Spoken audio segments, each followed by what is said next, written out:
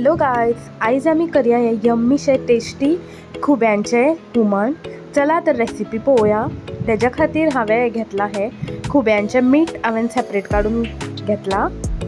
पळयात, अश्यो शेल्स आमकां घालपाची गरज ना, तुमकां जाय जाल्यार तुमी घालात. हांवें घेतला हांगा एक कोकोनट, रेड चिलीज ही हांवें आमटान घेतल्या, हळदीचो पावडर, कोरिएंडर सीड्स घेतल्या ही हांवें, सुकी कोथमीर आनी हो कांदो.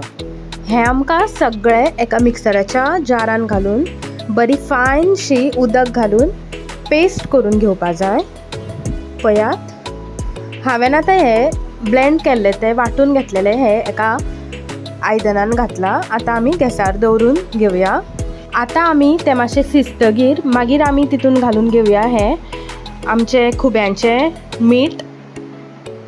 मासा आमी तितून बरी मिक्स करून घेवया आणि मागीर घालून घेवया आमी हे तोरां. आतां तोरां मेळना जाल्यार तुमी हितून कोकम सोला सुद्दां घातल्यार जाता आणि 10 मिनटां बरी कूक करून घेवया.